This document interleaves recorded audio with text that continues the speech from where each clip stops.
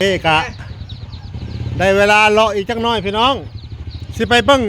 ทางหยังลุงบ่ดิทางรถไฟบ่ ทางรถไฟสั่งทางรถไฟเขาสั่งทางรถไฟ โอ้เขาสร้างทางรถไฟ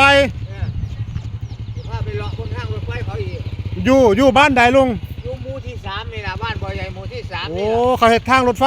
เขตหมู่ที่3ทางรถไฟเนี่ยมันไปตรงนครพนมบ่ลุงไปใส่ นครพนม โอ้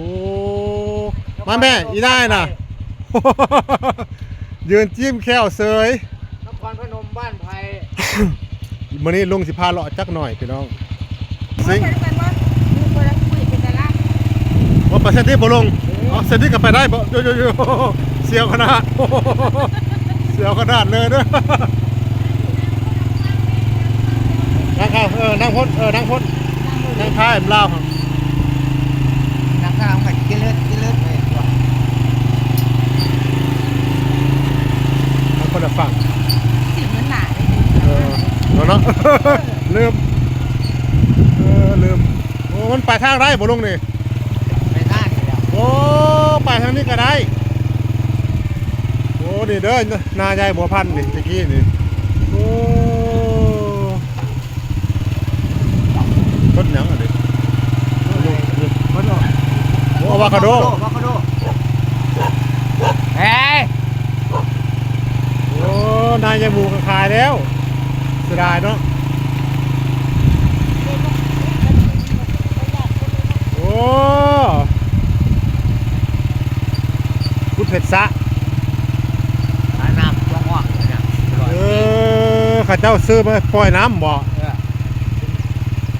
ก็กินเอียดด้วยที่น้ำตัวง่วงเห็นป่ะตายเป็นเอียดเป็นอย่าง เข้มบ่ลุง มันกินฟอกขาวฟอกเขียวนะ โอ้อ่านฟอกข่าวแสดงว่าเข้ากับบ่งาม ว่าแล้วตายแล้ว โอ้ ตายเลยนะ แสดงว่าน่าอยู่ใกล้เลยบ่อยากได้จังได๋ นั่นแล้ว เขาเจ้านั่ง โอ้ยมองยัง ขายมาแล้ว เปิดแล้วได้คล้องมาถึงง่วงหรอกไอ้รถ ทางกันได้การพอดี หน้าของไหน เฮ็ดที่นี่เฮ็ดที่เราหรอขายอะไรเฮ็ดที่เรา โอ้เฮ็ด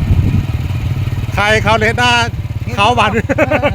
โอ้ เขาอยู่เจ๊นี่ ของนี้ผลนั่นน่ะของนี้หมูนั่นโน่นพูดขึ้นไปหันนี่ของนี้ผลทั้งเนี่ยนี่ของแง่ช่องนี่ของสูนี่นะเนี่ยของสูอ่ะน่ากินกันได้เลยเนี่ย เ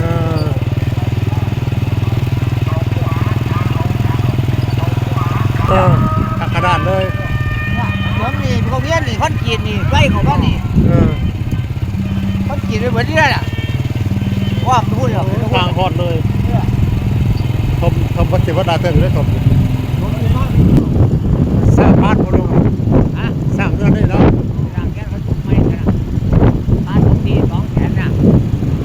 ร่างแกเขาจะ2 แสนพูดไม่ได้แล้วมึงอ่ะ คุ้มลงไปทางเส้นนี้มุ่งหน้าไปนี่คือบ้านหนองโพพี่น้อง น้องโตน้องปิงน้องปิง ถ้าได้บัวพันเลาะจักหน่อย นี่คือโซเฟอร์พาไป ทักเซียวขนาดพี่น้องมอเตอร์ไซค์รถพ่วงข้างเสีย ถ้ามันไม่ผ่านยาก นั่นเพิ่มพูนฟาร์มการเกษตรคนออกมาอยู่ตามบ้านนอกของนาเฮาหลายเลยถือว่าเนี่ย ของปีชื่อน่ะไม่ต้องจังหน้าผลหน้าหมอผล โอ้เขาได้จัง บ้านหมอบ้านหมอ โอ้เพื่อเดี๋ยวนี้เพื่อจะได้อยู่ต้องได้ถมที่สูงขนาดนั้นเลยถมที่ก็บ่ได้อีก ที่มันจะมี อันแม่เป็นรถไฟเนี่ย